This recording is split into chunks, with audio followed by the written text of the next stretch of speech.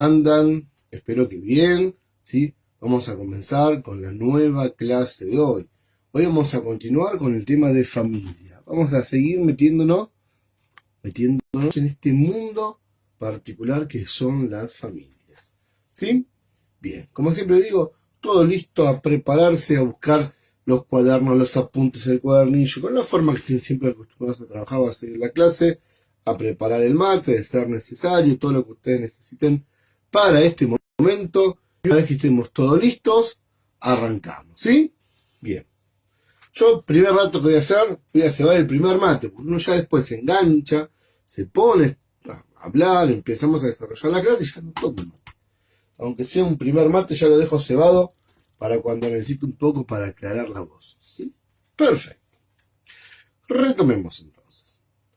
La clase pasada habíamos estado charlando, o habíamos terminado la clase charlando sobre situaciones de crisis.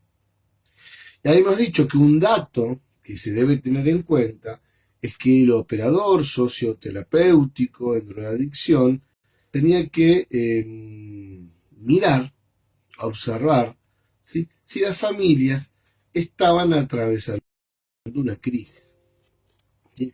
Que de ahí tenían que partir. Y que además había determinadas características, determinados indicadores que este operador debería de tener en cuenta para saber si las familias estaban atravesando una crisis.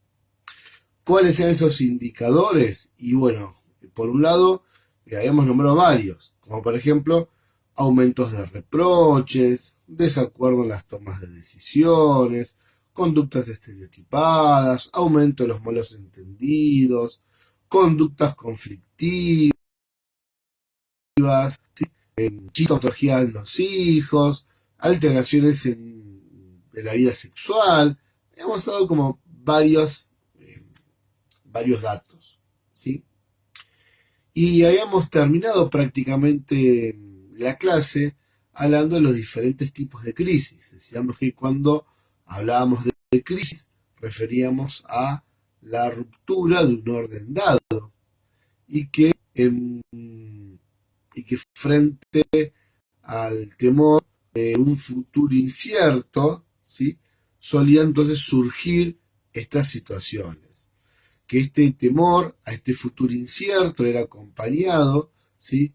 Por sentimientos de agotamiento, de agobio, de desesperanzas, y que podíamos hablar de crisis entonces vinculadas a los ciclos o crisis cíclicas y crisis no cíclicas. ¿Sí?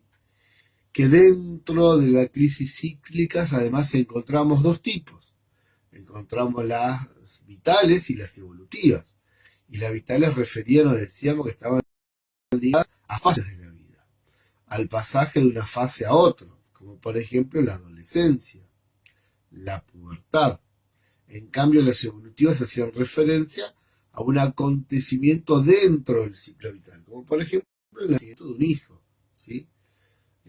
Algún problema de salud, como puede ser la pérdida de la vista.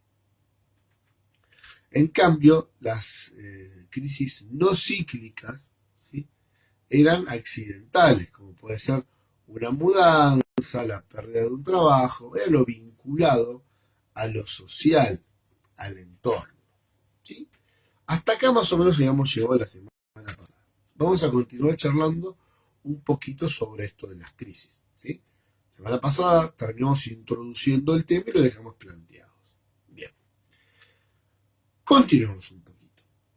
Vamos a decir que al momento de insertarse en una familia, el operador socioterapéutico deberá tener en cuenta diferentes cosas, como por ejemplo la dinámica familiar, esta dinámica que acontece en el grupo, la interacción entre los roles, cómo son los roles dentro de esta familia, qué tipo de roles hay, ¿sí?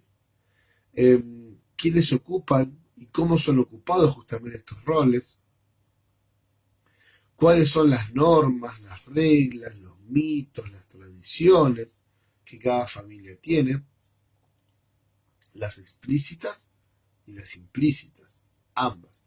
las que se dicen y las que no se dicen. Las que se dicen y dieron siempre, ¿sí? Dieron siempre, pero jamás fueron verbalizadas. ¿Qué lugar ocupa, ¿sí?, dentro del sistema familiar nuestro paciente? ¿Cuál es la influencia de los distintos integrantes del sistema familiar sobre nuestro paciente? ¿Sí? ¿Cuál es la historia de la familia con respecto tal vez a otros operadores, si es que hubo otros operadores u otras comunidades, qué experiencia tuvieron? Como que tenemos que tener en cuenta entonces todas estas cosas entonces al momento de insertarnos al contexto o al seno de esta familia. Además, ¿sí?, el OST tiene que tener siempre una serie de actitudes, ¿sí? Esto es lo que llamamos actitud, como es su templanza, como es su talante en realidad, ¿sí? ¿Cuáles son esas actitudes?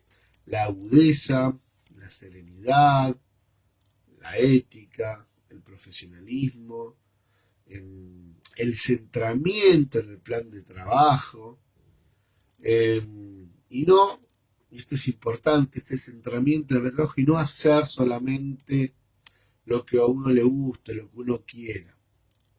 También es necesario evitar las alianzas, ¿sí?, con un familiar, con el paciente, con alguien, ¿no? Alianzas no.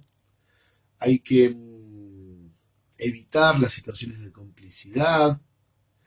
Es necesario para poder trabajar y desarrollar nuestro rol, sostener un vínculo asimétrico, ¿sí?, supervisar nuestra tarea, ser lo suficientemente, marcar muchas veces límites, pero ser a su vez lo suficientemente flexible, respetar y hacer respetar el encuadre es totalmente necesario.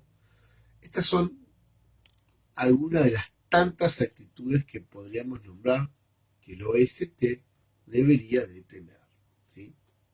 Entonces, volviendo al tema de las crisis, frente a estas situaciones de crisis, vamos a decir que no todas las familias van a reaccionar de la misma manera. Frente al nuevo estímulo, no todos los sujetos reaccionamos de la misma forma. ¿Por qué? Y porque hay diferentes situaciones, diferentes familias, diferentes contextos, diferentes variables, diferentes cosas que nos pasan a nosotros en el mundo interno, que le pasan a esa familia hacia adentro, y hay además el ambiente o el contexto también ayuda. Por un montón de situaciones, si las familias no van a reaccionar de la misma manera. Hay familias, por ejemplo, que acepten al operador socioterapéutico, ¿sí?, con alivio, otros lo verán como una carga, algunas familias se sentirán examinadas, invadidas, espiadas, otras familias buscan establecer alianzas con el operador, en cambio otras lo van a responsabilizar de todas las conductas inapropiadas que el paciente tenga. Cuando el operador socioterapéutico comienza a trabajar con las familias, se va a encontrar con diferentes tipos de familias, o sobre todo con diferentes tipos de padres muchas veces. Padres inconscientes, padres permisivos, padres autoritarios, padres operativos, ¿sí? ¿Cuáles serían las familias o los padres inconscientes? ¿Sí? Saben, son estos padres que saben lo que deben hacer, pero que no lo hacen, por diferentes motivos. ¿Cuáles son los permisivos? Esos padres que dicen, deja, yo lo hago. Esto de que dejan hacer todo, ¿sí?, ya sea bueno o malo. Después están los padres autoritarios, estos que van a accionar, podríamos decir, van a intervenir, van a actuar de forma imperativa, rígida, inflexible. Y por último, los operativos, los padres que van a accionar con firmeza y sin perder de vista el objetivo, ¿sí?, de las indicaciones o que el equipo les esté dando. Entonces, 4 tipos de padres: inconscientes, permisivos, autoritarios y operativos.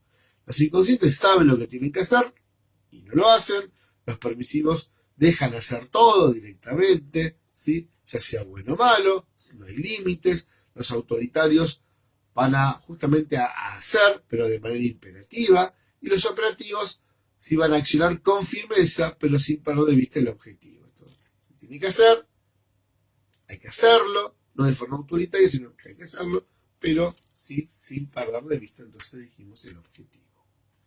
A ver, el ser de una forma u otra va a depender muchas veces de los modelos, ¿sí? De las características que los padres hayan tenido en su propia vida, de las vivencias que hayan tenido. El ser de una forma o de otra forma va a depender entonces de los modelos y las características de los padres que nosotros mismos, ¿sí? Muchas veces inclusive tenemos como modelos parentales. No hay que prejuzgar ni a los padres ni a las familias, ¿sí? Muchas veces los padres suelen cometer errores porque son humanos, no porque son malos.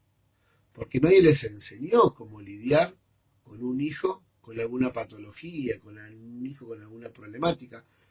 Más de una vez se escuchó decir, los hijos no vienen con un manual, ¿sí?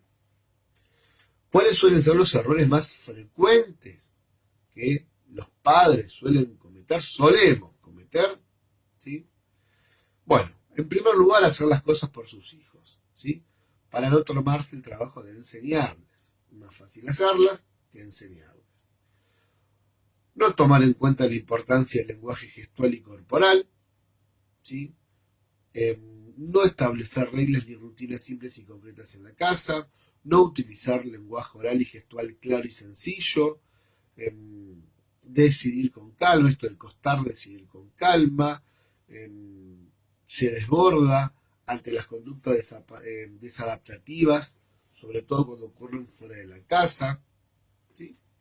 Son los errores más comunes que suelen ocurrir. Frente a una crisis o a un berrinche o a una conducta inapropiada, el desborde del padre, ¿sí? Esto implica que no puede decidir con calma. Miren cómo se van relacionando todas, ¿sí? Bueno, antes de pensar en los padres, ¿sí?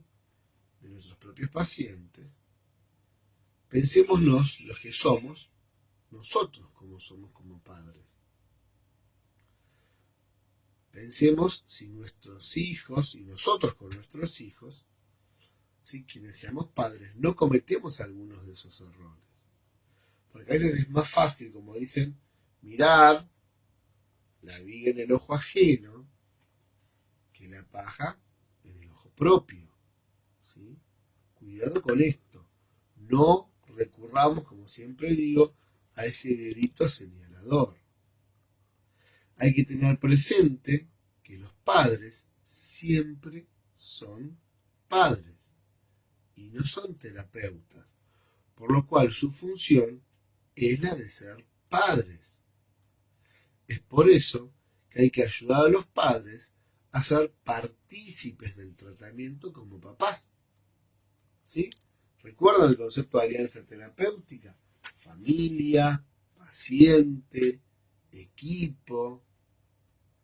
Los papás dentro del tratamiento van a ocupar el lugar de padres, no de terapeutas, no de operadores, no de amigos, no de nada, de padres. ¿Por qué? Porque el paciente necesitará de la presencia de la familia, necesitará de la presencia de los padres, ¿sí? Con ellos en el transcurso del tratamiento. Para lograr esto, ¿sí? Se suele crear e implementar recursos y estrategias que orienten justamente a los padres a ser copartícipes del tratamiento, ¿sí? Coparticipan del tratamiento los papás, ¿sí? Hay que crear e implementar recursos y estrategias que orienten a los padres entonces a ser copartícipes del tratamiento. Bien. ¿Cuáles son, cambiando un poquito de tema, cuáles son, ¿sí? Las, podríamos decir, problemáticas más comunes, ¿sí? Que atraviesan las familias en situaciones de consumo. La primera problemática es la comunicación. Es el problema en la comunicación. ¿Qué suele ocurrir? Ruidos en la comunicación. ¿Sí? La comunicación no es clara, no es franca, no es directa, no es permanente, no es dialéctica. Si pasa todo esto, decimos entonces que la comunicación se convierte en patológica. ¿Sí? ¿Por qué? Y porque si no es clara, no va, el contenido del mensaje no llega, ¿sí?, a interpretarse como el emisor desea. Si no es franca, y hay algo que no estoy diciendo o estoy alterando. Si no es directa, en lugar de hablarle a quien le tengo que hablar, le estoy hablando a otros. Si no es permanente, es con baches. Pregunto y contesta mañana. Y si no es dialéctica, no se da ese ida y vuelta necesario en la comunicación para ir avanzando, ¿sí? Si no hay un diálogo fluido, si no hay un diálogo genuino entre las personas, si no hay reciprocidad ni feedback, entonces la comunicación no va a poder ser sana. Por eso, la comunicación, ¿sí?, suele ser en estos casos superficial, unidireccional y muchas veces agresiva. ¿Sí? Por eso decíamos que era patológica. Esta comunicación, ¿sí?, o estos problemas comunes que atraviesan las familias en situaciones de consumo, ¿sí?, en relación a la comunicación, suelen estar caracterizadas por quejas, humillaciones, órdenes, insultos, ¿sí? Justamente estamos en presencia de falta de escucha, ¿sí? Estamos en presencia de la falta de escucha. No hay nadie que esté escuchando, no se escucha lo que pasa en esa familia, ¿sí? Y al no haber escucha, justamente lo que ocurre es que no va a haber apertura hacia el otro. Si yo no genero un espacio de escucha, antes de generar el espacio de escucha tengo que generar el espacio de confianza. Si no, yo genero un espacio de confianza para que el otro se abra y pueda escuchar atentamente lo que le está pasando a los integrantes de esta familia. Obviamente lo que va a pasar es que no haya una apertura, donde los problemas que la familia estén ocasionando no se expongan, ¿sí?, vuelvan a quedar hacia adentro, justamente sin decir. Es decir, dentro del contexto de una adicción, sin palabras, sin dicción, ¿sí? Fíjense cómo al no verbalizarlo, seguimos reteniéndolo. La segunda problemática común que pueda llegar a atravesar la familia es la falta de consideración del hijo o de la hija como una persona diferente. ¿Por qué decimos esto? Porque los padres suelen proyectar en los hijos muchas veces una gran cantidad de expectativas y de deseos. Transmiten opiniones, experiencias de vida, justamente porque lo hacen esperando que los hijos se apropien de las mismas. Pero los hijos son los hijos y los padres son los padres, ¿sí? Entonces, a ver, el hijo es el hijo, tiene su propia vida, sus propios deseos, su propia forma de ser. No tienen que ser como los papás quieran que sean, ¿sí? Son personas diferentes a los padres. Por más que los padres proyecten y depositen en los hijos todo eso, el hijo es el hijo. El hijo es el hijo. Y esto muchas veces es lo que vienen a hacer los adolescentes, a romper con ese modelo y a transgredir. Yo soy yo. Hasta la adolescencia, el niño es lo que los padres quieren que sea prácticamente. Ni la ropa se eligen muchas veces. Van donde los papás quieren, juegan muchas veces con los amiguitos que los papás quieren.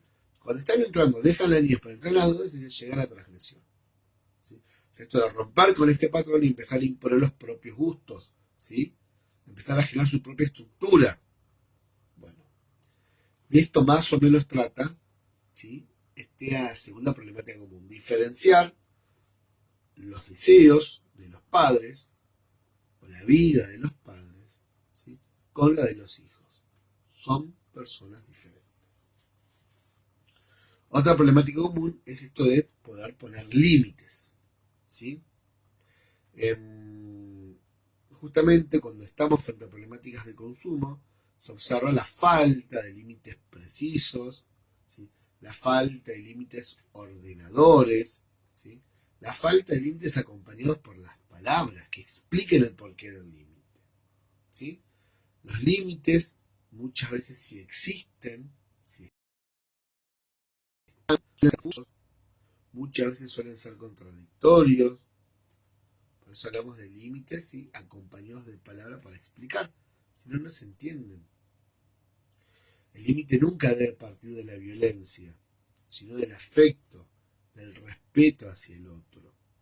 El límite lo que va a hacer es tener como finalidad un para qué, ¿sí? El límite no debe ser un capricho de los padres.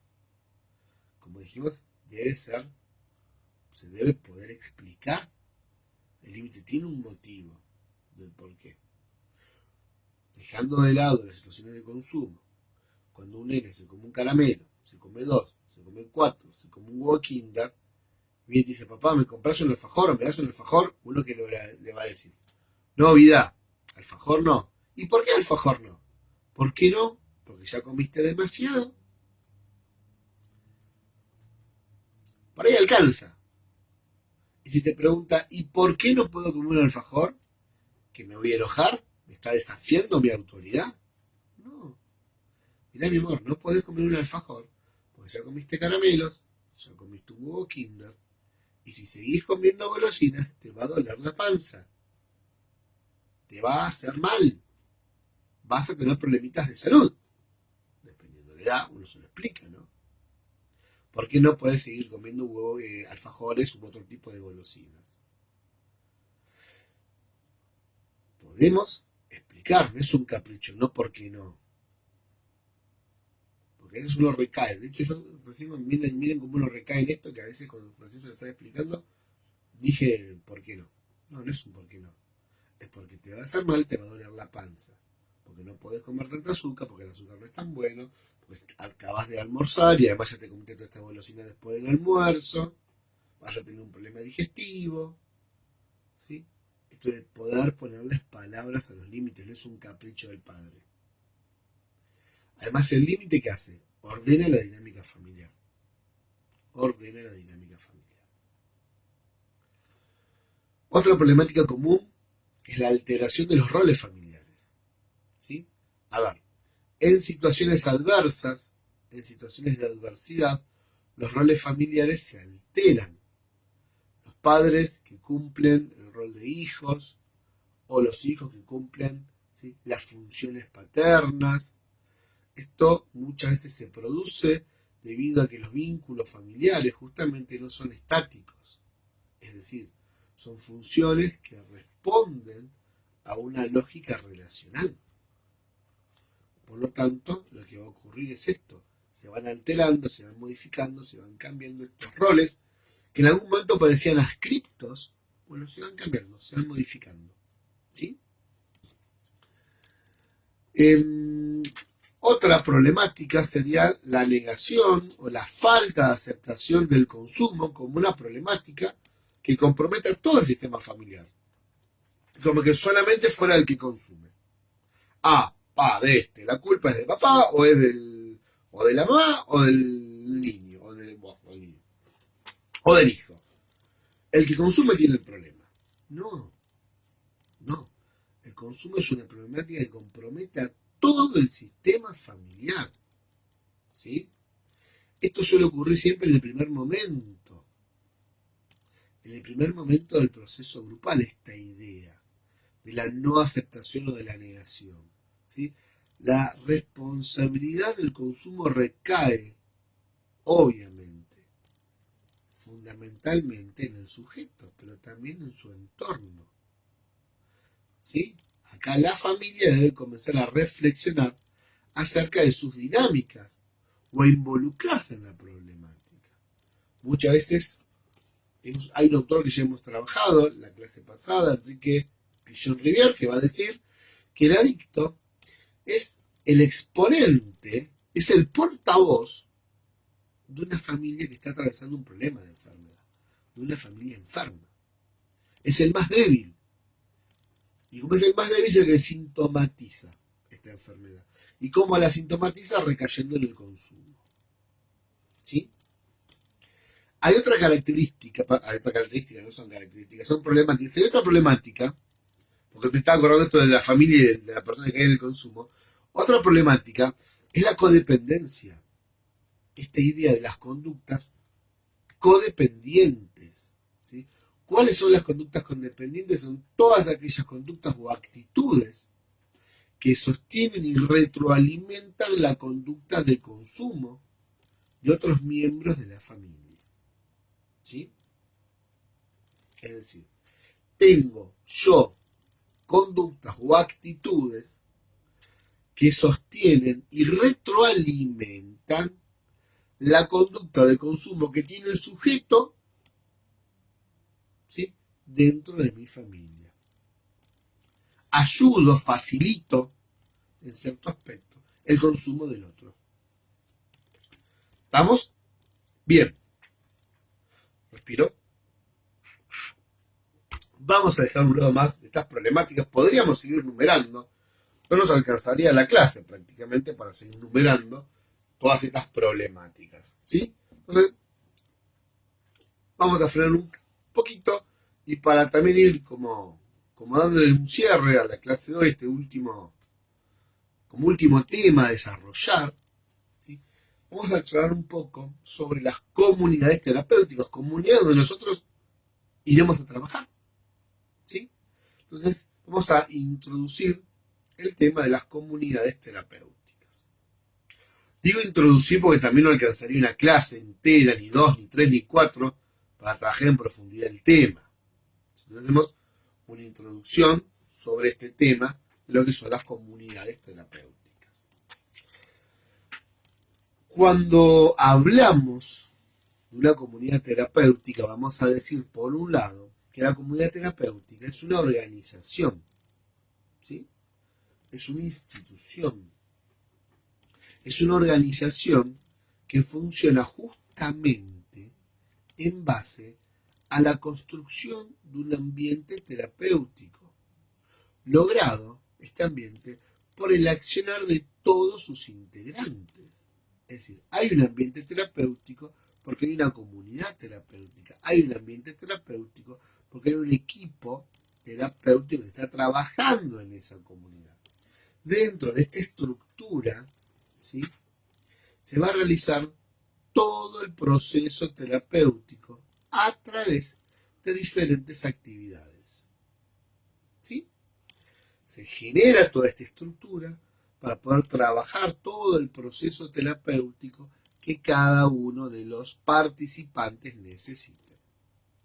En este proceso van a intervenir siempre, obvio, diferentes actores. Ya los empezamos a nombrar. El equipo interdisciplinario, el paciente, la familia, ¿sí? Los mismos actores de la alianza terapéutica, equipo, familia y paciente. ¿Sí? Entonces, en este proceso, como dijimos, intervienen estos mismos actores que tienen que comenzar a gestarse esa alianza terapéutica. Miren lo importante que es la gestación de esa alianza terapéutica. ¿Sí? ¿Y cuál será el trabajo? Al margen del trabajo que haga, un trabajo en conjunto. ¿Por qué? Porque si no se trabaja en conjunto, si no se gesta esa alianza, si no colaboran todos en pos del tratamiento, realmente va a ser muy difícil, ¿sí?, el logro de los objetivos que se propongan. Prácticamente indispensable es esto para el logro de los objetivos. Y uno de los principales objetivos va a ser el de establecer dispositivos que sean creadores de espacios facilitadores, ya sean individuales, grupales o familiares. ¿Sí? creadores de espacios, dijimos. Porque puede estar todo, pero si no creamos ese espacio, ya hablamos de escucha, de confianza, si no logramos sacar ese espacio individual, grupal o familiar, se dificultará, ¿sí?, el tratamiento de la persona. Entonces, vamos a ver cada uno de estos espacios. En la terapia individual, el paciente, y cuando hablamos de estos espacios no hablamos de un espacio más importante que otro, todos son importantes. A uno puede tomar más relevancia que otro dependiendo de la etapa del tratamiento que estemos, pero ninguno reemplaza al otro. Todos son igualmente importantes dentro del tratamiento que tenga la persona, ¿sí? Entonces, en la terapia individual, el paciente va a tener la posibilidad de volverse sobre sí mismo, de reflexionar, de indagar sobre las causas por las cuales, ¿sí?, podemos ya decir, cayó en adicción. ¿Sí? Las causas por las cuales cayó, ¿sí?, o sí, cayó frente a la sustancia, ¿sí?, o frente a la conducta. Recordemos que hablamos de consumos problemáticos siempre. ¿Qué lo llevó a eso? Entonces, en este espacio individual, el paciente va a poder reflexionar sobre esto mismo. En los espacios grupales, en este espacio individual, si es terapia, nosotros psicólogos no somos. Podemos llegar a tener charlas individuales con las personas, pero psicólogos no somos. Si es terapia, hay un psicólogo. Diferente hablar de espacios de primera escucha o espacios, ¿sí?, de escuchas que no sean los que lleva a cabo el psicólogo. Sí, eso sí, podemos trabajar, pero no en lo que sería la terapia individual. Espacios grupales. Acá sí está presente nuestra intervención de forma directa, ¿sí? ¿Qué buscan estos espacios grupales? Justamente organizar lugares, ¿sí?, o organizar los lugares donde los pacientes residen. Esto de trabajar las problemáticas de convivencia, esas problemáticas que logran ubicar al paciente frente al otro que es un ser social, ¿sí? Esto de organizar esos límites que las comunidades van a ir teniendo, enfrentándose con la norma, ¿sí? ¿Por qué? Porque existe un otro social. ¿Por qué? Porque justamente como hubo carencia de límites, acá los límites tienen que estar y se tienen que respetar esos límites que tienen que ser sostenidos. Además va a haber otro ser social que va a sostener, pero que al mismo tiempo marca la diferencia, proyectándolo en su vida hacia el afuera. Todo esto que hoy estamos haciendo acá, todos estos libros que estamos nuevamente repensando, reasignando, todos estos libros que estamos reviviendo o aprendiéndolos a vivir, no es porque sí caprichosamente. ¿Se acuerdan cuando hablamos de las problemáticas de límites? No, es porque hay una vida hacia afuera, debe haber un proyecto de vida hacia afuera de la comunidad. Otro de los espacios de los cuales hablábamos eran los espacios referidos a los familiares, ¿sí? Los espacios con la familia están pensados para pensar en la problemática, pero de manera compartida, compartiendo responsabilidades y no culpando o responsabilizando a un solo miembro familiar del problema, ¿sí? Compartiendo responsabilidades. No hablamos de culpa, hablamos de responsabilidad. Este debe ser un espacio que favorezca, que genere un mejor vínculo, ¿sí?, que fortalezca la vinculación entre el sujeto y la familia. Existen diferentes tipos de comunidades terapéuticas. De hecho, hoy en día coexisten diferentes tipos de comunidades terapéuticas. Cada uno de estos tipos ofrece una mirada, una visión, una forma de entender y de trabajar la problemática distinta. Por lo tanto, ofrecen distintos servicios en la medida de las posibilidades. Hablamos entonces de comunidades terapéuticas no profesionales, comunidades terapéuticas profesionales y comunidades terapéuticas mixtas. Cuando hablamos de comunidades terapéuticas no profesionales, vamos a estar hablando de comunidades de índole religiosos, ¿sí? Es decir, comunidades religiosas o personas que hayan egresado de una comunidad, ¿sí? Que encaran entonces la conformación de una nueva comunidad para ayudar a trabajar con personas en problemáticas de adicción. Estos suelen ser tratamientos basados siempre en la propia experiencia, sin el abordaje profesional. Si yo pude, vos podés. Si a mí esto me hizo bien, a vos también te tiene que hacer bien. Cuidado con esto, porque a lo que a alguien le hizo bien no quiere decir que al otro le sirva o le haga bien. ¿Sí? A muchos les servirá, tal vez a otros no. Otro tipo de comunidad terapéutica son las profesionales. Acá ya hablamos de una comunidad conformada por equipos interdisciplinarios, médicos, psicólogos, trabajadores sociales, abogados, operadores, psiquiatras. Y lo que van a hacer estas comunidades es ofrecer un abordaje acorde a la complejidad que la patología adictiva demanda. ¿Sí? También existen las comunidades terapéuticas mixtas, es decir, no solamente estas comunidades terapéuticas integradas por profesionales, sino también integradas por expacientes. Estos tipos de comunidades que ofrecen tratamientos psicoterapéuticos, ¿sí? Con la intervención de los operadores que han sido expacientes, con la intervención de los operadores que han atravesado estas problemáticas, que lo han vivido en carne.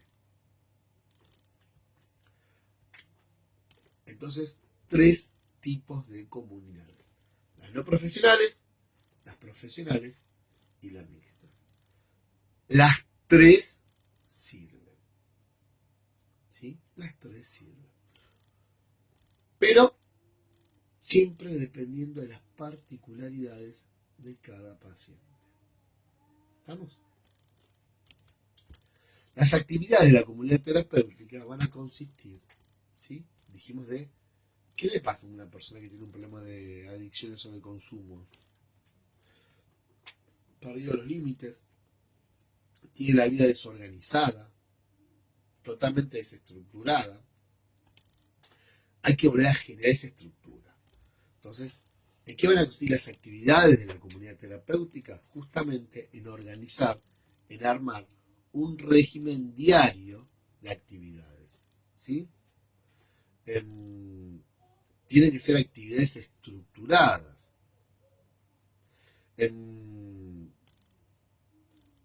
Y no solamente estructuradas, sino pensadas también, estructuradas en relación a la interacción social que se va a dar en un contexto formal y menos formal, ¿sí? En ambas direcciones. En la actualidad, hoy en día, no hay un modelo o un enfoque específico acerca del funcionamiento de las comunidades terapéuticas, ¿sí? A pesar de esto, se ha ido ganando un espacio importante en el tratamiento de las toxicomanías, ¿sí? Las comunidades han ido como abordando, ocupando este espacio, construyéndose como una de las alternativas más complejas para el tratamiento. Pero cuidado, porque mayor complejidad no es sinónimo de mejor tratamiento para la persona. Si bien, porque prácticamente pareciera hoy en día que si una persona tiene problemáticas de consumo hay que internarla, así. Hay que internarla, no es que se va a internar, Uno dice, a esta persona hay que internarla. Pero uno suele escuchar, primero no puedes internarla contra la voluntad de la persona, ¿Por qué? Porque hay que judicializar la situación y los profesionales tendrán 48 horas para decidir la internación o no internación. Entonces no hay que internarla. Vos podés tener todo como nos ha pasado un montón de veces, el operativo, el dispositivo hecho por pedido de la familia y llega el día de internación y el sujeto dice, no me interno, y no hay forma de internarlo. ¿Sí? Entonces, no es la única solución de internación en comunidades. No. Entonces, cuidado con esto. Que hablemos de una mayor complejidad, ¿sí? De un mayor abordaje, no es sinónimo de mejor tratamiento para la persona. ¿Cuál es entonces el mejor tratamiento? Aquel que la persona necesite. ¿Cómo me doy cuenta de esto? Y bueno, no es fácil. Este hecho tendrá que trabajarse en el proceso de diagnóstico, ¿sí? Para ver realmente cuál es la problemática y una vez detectada la problemática, poder ofertar una adecuada, como profesional, una adecuada atención, ¿sí? No nos tenemos que olvidar que estamos trabajando con personas y las personas son diferentes y no existen dos personas iguales. Por eso no va a haber dos tratamientos iguales. Todos los tratamientos tendrán que ser individualizados, al margen de que por dentro o por fuera de una comunidad haya determinado tipo de reglas que se tengan que cumplir. Hoy en día, ¿sí? Se está pensando, se está implementando tratamientos, ¿sí? Más cortos de estadía, ¿sí? Es decir, se están pensando en tiempos más cortos de internación en comunidades, ¿sí? O tiempos más cortos de estadía en estos dispositivos, vamos a usar esa palabra más técnica, dispositivos, ¿sí? Para poder ir logrando un pasaje a otros dispositivos, que en este caso serán, por ejemplo, semiresidenciales, como un hospital de día, ¿sí? Esto de tratar de no perder el contacto con el mundo externo. ¿Para qué? Para que le permita, entonces, al sujeto, al dispositivo, al paciente, no perder los espacios vinculares y evitar ese efecto no deseado, pero producido, que es el aislamiento. ¿Sí? Por eso dijimos que cada paciente debe tener, acorde a sus necesidades, el tratamiento más adecuado. Bien, chicos, hasta acá la clase del día de hoy. Cualquier duda, cualquier consulta, en los comentarios del video.